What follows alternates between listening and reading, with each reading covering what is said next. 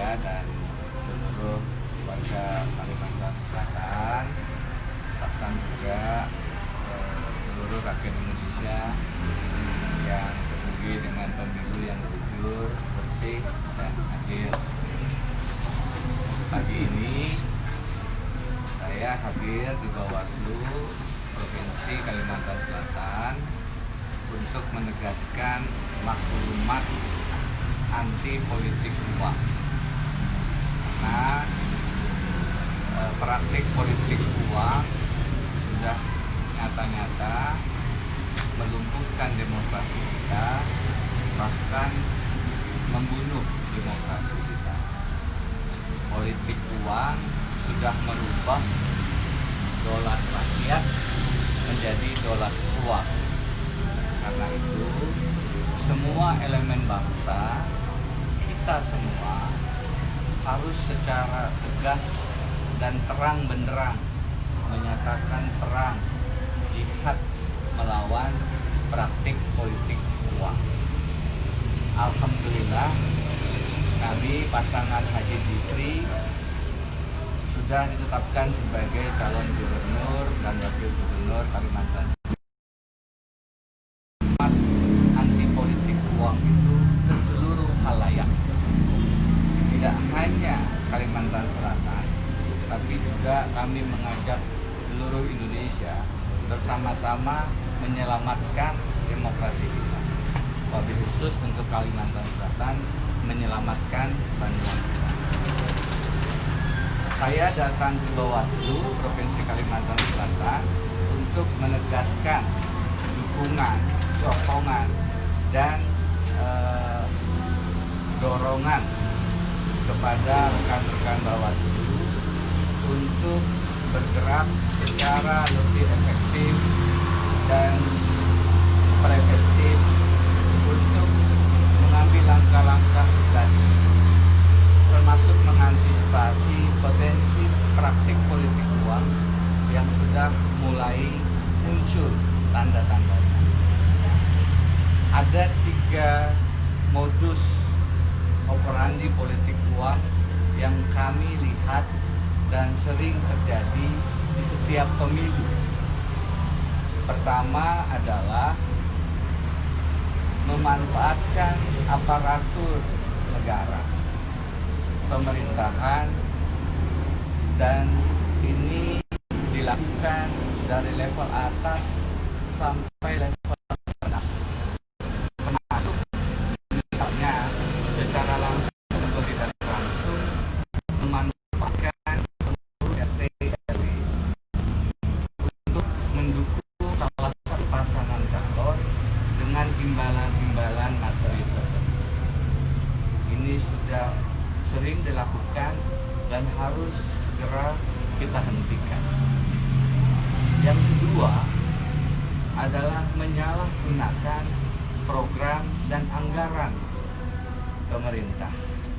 Misalnya, yang paling kasat mata, menggunakan baliho-baliho untuk menaikkan citra salah satu calon, memanfaatkan momentum hari-hari kemerdekaan, hari-hari nasional dan agama, yang seharusnya itu adalah bentuk penyamaran atau kamuflase dari anggaran pemerintah untuk kepentingan pribadi calon kepala daerah. Ada pula dalam bentuk menyalahgunakan bantuan-bantuan sosial, misalnya terkait dengan penyaluran bantuan sosial COVID. Ada pembagian sembako dengan menggunakan nama atau sejenis itu identitas dari salah satu calon. Ini pun adalah bentuk politik uang yang harus sama-sama kita hentikan. Modus ketiga adalah modus pembelian suara, baik dengan langsung memberikan uang ataupun memberikan barang. Kita semua paham bahwa Undang-Undang Pilkada sudah dengan tegas mengatur siapapun yang menerima atau memberi barang atau uang untuk mempengaruhi pemilihan itu diancam penjara 3 tahun sampai 6 tahun dan denda 200 juta sampai 1 miliar. Jadi modus ketiga ini harusnya ditindak tegas sebagai salah satu tindak pidana pemilu. Apakah langsung berupa uang ataukah berupa barang? Tidak boleh sama sekali. Nah, 3 modus ini: 1. Penyalahgunaan aparat pemerintah dari level atas sampai level terendah. 2. Penyalahgunaan program dan anggaran negara untuk kepentingan salah satu pasangan calon. Dan yang 3, pembelian suara pemilih, baik dengan uang ataupun dengan barang, yang secara konseptual disebut vote buying. Itu juga sama-sama harus kita hentikan dan kita berantas. Kami sekarang akan berkonsultasi, kalau tidak sempat mungkin setelah Jumatan, dengan rekan-rekan Bawaslu, bagaimana caranya agar modus-modus semacam itu tidak lagi ataupun tidak terus berulang di dalam pelaksanaan pemilu kita, wabil khusus pemilihan kepala daerah di Kalimantan Selatan, lebih jauh termasuk pemilihan gubernur di Kalimantan Selatan.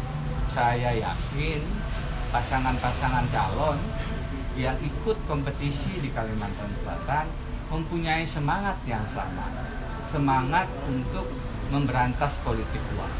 Saya yakin semua pasangan calon yang ada di Kalimantan Selatan, apakah bupati, wali kota, gubernur, ingin agar pemilu berlangsung jujur dan adil.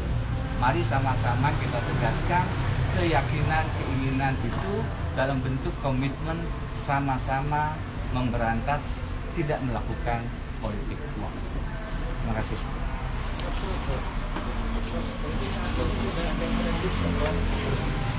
Cukup dulu, nanti aja tanya jawabnya, sementara itu dulu.